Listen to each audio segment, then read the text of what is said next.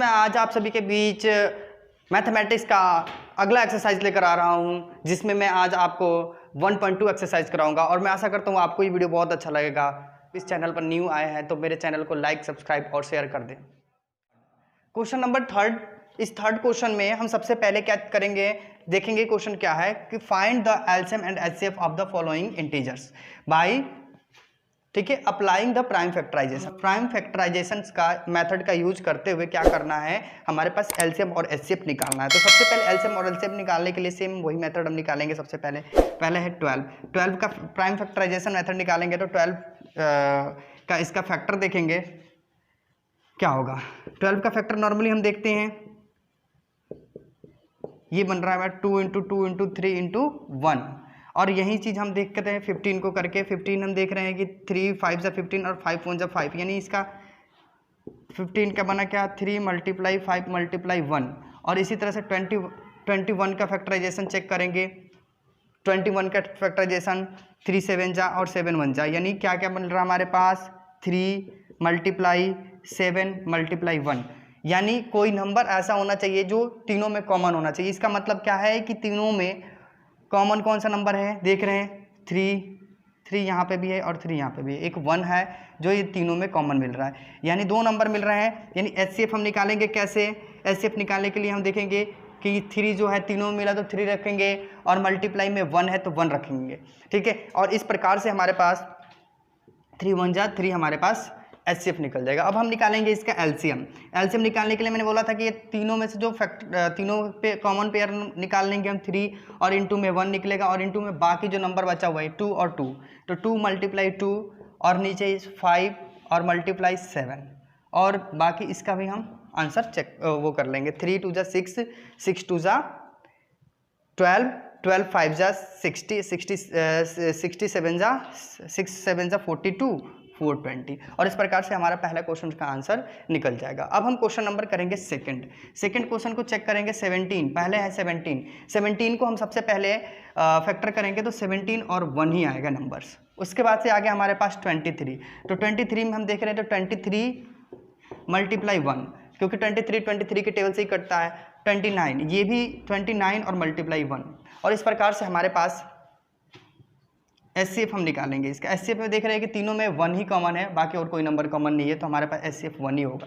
और सबसे पहले हम इसका एलसीएम निकालेंगे। तो एलसीएम निकालने के लिए सबसे पहले कॉमन फैक्टर 1 मल्टीप्लाई बाकी जो नंबर है 17 मल्टीप्लाई 23 मल्टीप्लाई 29, और इसको मल्टीप्लाई करके इसका आंसर लिख देंगे, ठीक है। तो इसको मल्टीप्लाई करके इसको चेक कर लेते हैं, इसका आंसर क्या आएगा 11 33 9, और इसको हम चेक कर लेंगे इसको, ठीक है। तो फ्रेंड्स अब हम क्वेश्चन नंबर थर्ड देख लेते हैं। इसका क्वेश्चन नंबर थर्ड कैसे बनेगा, इसका सेम ऐसे ही करेंगे। इस नंबर को भी सबसे पहले हमारे पास 8 है तो 8 का हम फैक्टर करेंगे। 8 का फैक्टर करेंगे तो 8 का फैक्टर आपको दिखा दूं मैं, 2 4 2 2 और 2 1, यानी 2 × 2 × 2 × 1 मिल रहा है हमारे पास। और इसके बाद से क्या है 9 को हम क्या करेंगे, इसका फैक्टराइज करेंगे तो 3 × में 1, और इसके बाद से 25 यहाँ पे मिला 5 × में 5 × में 1, यानी तीनों में मिला क्या हमारे पास एचसीएफ निकलेगा क्या 1। एक्चुअली क्योंकि तीनों में कॉमन क्या है हमारे पास, ये नंबर कॉमन है, बाकी और कोई नंबर कॉमन ही नहीं है। तो इस तरह से हम इसका फिर से एलसीएम निकालेंगे। एलसीएम निकालेंगे तो 1 जो कॉमन है उसको हम रख लेंगे, और बाकी जो बचे हुए नंबर है उन सारे नंबर्स को यहाँ पे मल्टीप्लाई में डाल देंगे। तो हमारे पास आ जाएगा क्या 2 × 2 × 2, और बाकी के नंबर है 3 × 3 × 5 × 5। तो हमारे पास जो फैक्टराइजेशन आया इसमें से 1 दोनों में से कॉमन नंबर हो गया, बाकी जो है 2 2 2 है तो हमने 2 लिख दिया, और बाकी जो इसमें 3 है तो 3 और 5 5 है तो 5 5 लिख दिया, और सबका हम यहाँ पे मल्टीप्लाई करके आंसर लिख देंगे। 2 2 जा 4 4 2 जा 8 आया, 8 3 जा 24 24 3 जा 72 72 5 जा हम 72 5 में मल्टीप्लाई कराएंगे हम यहाँ से, 5 2 जा 10 और 7 5 जा 35 और 36 360, और 360 में हम 5 से करा लेंगे। 5 5 0 0 0 हो जाएगा, 6 5 जा 30 का 0, 5 3 जा 18, 5 3 जा 15 और 15 to 18, यानी कितना आ गया 1800 आ गया हमारे पास, यानी हमारे पास आंसर कितना आया 1800। अब हम करेंगे क्वेश्चन नंबर 4। जैसे ही क्वेश्चन नंबर हम 4th कर रहे हैं तो देख रहे हैं कि हमारे पास गिवन द एचसीएफ हमारे पास दे रखा है 306 और 657 नंबर्स का दे रखा है 9, यानी हमारे पास एचसीएफ कितना दे रखा है 9। और फाइंड द एलसीएम, इस नंबर का क्या करना है, एलसीएम फाइंड करना है। तो हम सबसे पहले हमारे पास एक फॉर्मूला आया था HCF multiply LCM equal to product of the two number, यानी ये इसी को देखते हुए हम सबसे पहले सॉल्व कर लेंगे। यहाँ से एचसीएफ हमारे पास कितना है 9, एचसीएफ 9 है तो 9 लिख देंगे और हमें एलसीएम फाइंड करना है एलसीएम, तो हम एलसीएम लिख लेंगे। और equal to product of the numbers, यानी हमारे पास दो नंबर है 306 और 657, तो हम इस दोनों नंबर को लिखेंगे 306 एंड 657। और इस तरह से हम एलसीएम निकालेंगे तो एलसीएम 306 इन 657 अपॉन में हम इसको ले जाकर 9 डिवाइड में लगा देंगे और इस नंबर को नॉर्मली काट लेंगे। जैसे ही इस नंबर को काटते हैं 9 7 जा 63, 2 कैरी ओवर करके 27, 9 3 जा 27, और इस तरह से हमारा एलसीएम आ जाएगा। इस तरह से हमारा एलसीएम आएगा 306 और 306 मल्टीप्लाई 73, और जो आंसर आएगा इसको मल्टीप्लाई करके हम यहाँ पे लिख देंगे 2233 8। और इस तरह से हमारा क्वेश्चन नंबर 4th कंप्लीट होता है। अब हम अगला क्वेश्चन करेंगे question number 5th।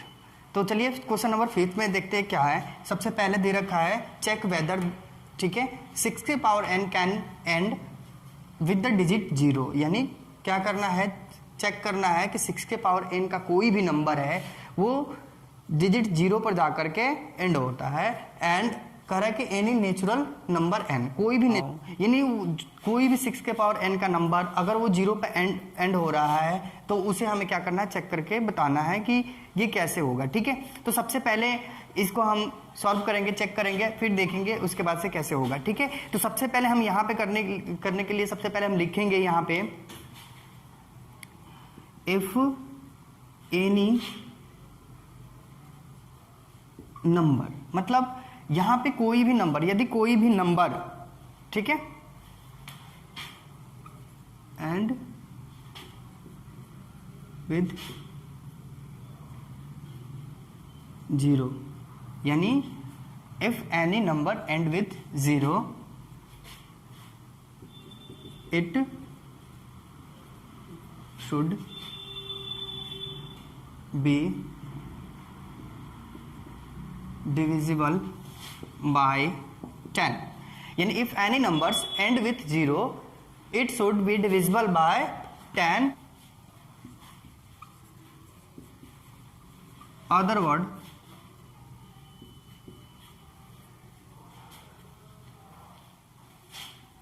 it is divisible by 2 and 5, यानी जो नंबर 2 और 5 से भी डिविजिबल हो रहा हो तो इसका मतलब क्या है कि वो उसके लास्ट में 0 नंबर्स आएंगे, यानी 10 से नंबर डिवाइड होना चाहिए। यानी हम इस लिख सकते हैं 10 इज इक्वल टू 2 मल्टीप्लाई 5, यानी 2 और 5 से नंबर ऑलमोस्ट डिविजिबल होना चाहिए 0 लाने के लिए। अगर किसी नंबर के साथ 2 और 5 है तो ही उसके पावर क्या हो सकते हैं, 0 आ सकते हैं। और इसी तरह से क्वेश्चन को क्या करना, हमें प्रूफ करना है। पढ़ते हैं यहाँ पे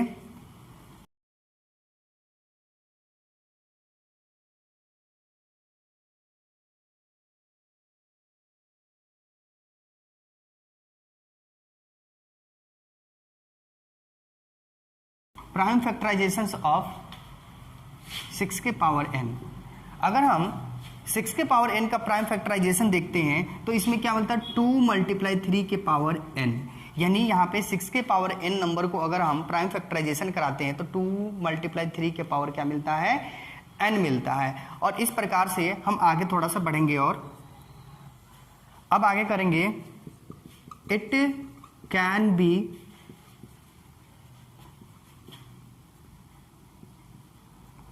observe that 5 is not prime factorization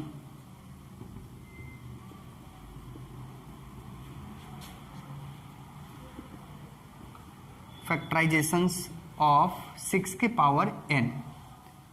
ठीक है, it can be observe 5 is not prime factorization of 6 के पावर n। यहाँ 6 के पावर n जो है, 6 के पावर n यानी 5 जो है, इसमें नंबर में 6 के पावर n को अगर चेक करते हैं तो यहाँ पे 2 और 3 इसका फैक्टराइजेशन मिल रहा है, 2 और 3, जबकि हमें 0 लाने के लिए 5 और 2 होना चाहिए, जबकि यहाँ पे 5 is not prime factorization of 6 के पावर n का प्राइम फैक्टराइजेशन 5 नहीं है। 2 तो मिल रहा है लेकिन यहाँ पे 5 नहीं मिल रहा है। तो इस प्रकार से क्या होगा, 6 के पावर n जो होगा इसका प्राइम फैक्टराइजेशन नहीं हो पाएगा।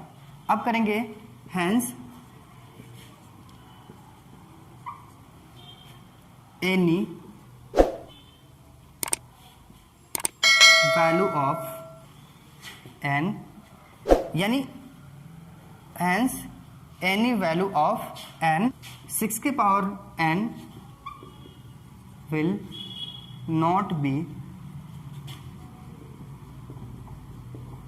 divisible by 5।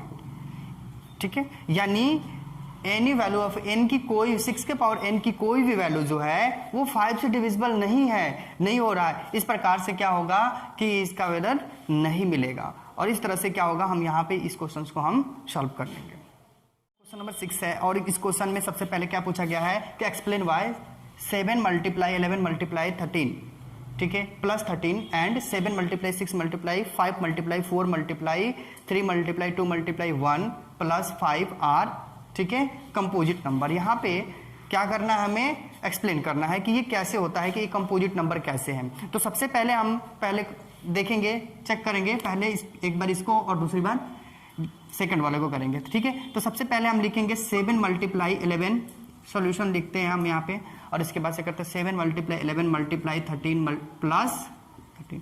एक्चुअली हम इस क्वेश्चन को एक्सप्लेन करते समय हमने देखा यहाँ पे 13 और 13 दो नंबर से, तो इसमें 13 को कॉमन निकाल लेंगे सबसे पहले, और इसमें से 7 मल्टीप्लाई 11, ठीक है, यहाँ से 13 कॉमन आ गया, प्लस में 1 आ जाएगा, ठीक है। तो 13 11 से बन जाए 77 प्लस में 1 आ गया, ठीक है। तो 13 मल्टीप्लाई 78, अगर हम 78 का फैक्टर करते हैं तो 13 मल्टीप्लाई 6, 13 6 जा 78 होता है,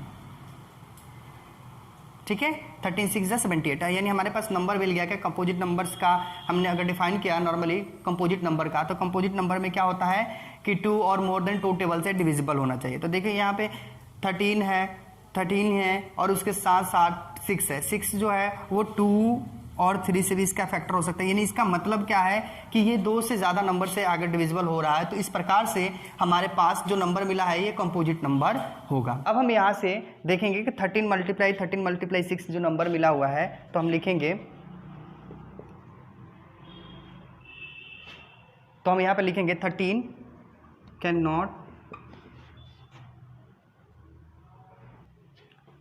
not be factorise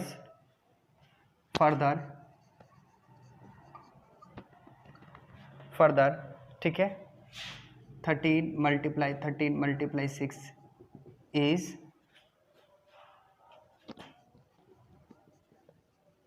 composite number, ठीक है। अब हम सेकेंड पार्ट को चेक करेंगे, 7 multiply 6 multiply 5 multiply 4 multiply 3 multiply 2 multiply 1 plus 5। इस क्वेश्चन को करने के लिए सबसे पहले हम जो देखेंगे दोनों में कॉमन क्या है, यहाँ 5 और 5 प्लस के बाद नंबर जो है कॉमन है 5, तो 5 को कॉमन करना 7 multiply 6 multiply 4 multiply 3 multiply 2 multiply 1 plus में 1 कर देंगे, ठीक है। और जैसे ही इस नंबर को मल्टीप्लाई कराएंगे तो यहाँ पे 1008 प्लस में 1 आएगा 9, ठीक है। तो यहाँ पे हम देख रहे हैं कि दो हमारे पास फंक्शंस मिला है, 5 मल्टीप्लाई 1009, ठीक है। तो इस नंबर्स में है ना, ठीक इसी प्रकार से हमारे पास 1009 कैन नॉट बी, ठीक है,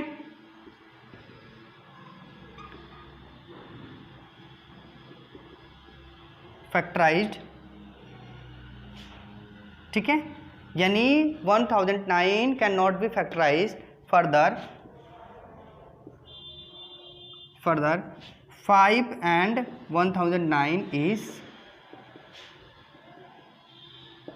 कंपोजिट नंबर। और इस प्रकार से टोटल क्वेश्चन हमारा जो होगा, इस प्रकार से हमने क्या किया एक्सप्लेन कर देंगे कि टोटल जो दोनों नंबर होंगे वो कैसे होंगे, कंपोजिट नंबर होंगे, क्योंकि इसका भी फैक्टराइजेशन अगर हम चेक कर रहे हैं तो 2 and 2 मोर नंबर्स मिल रहे हैं और यहाँ पे भी 2 और 2 मोर नंबर मिल रहे हैं, तो इस प्रकार से ये क्या होंगे, कंपोजिट नंबर हो जाएंगे। तो आई होप गाइस आपको अच्छे से समझ में आया होगा। ठीक है, अब हम अगला क्वेश्चन करेंगे और ये इस एक्सरसाइज का लास्ट क्वेश्चन रहेगा हमारा।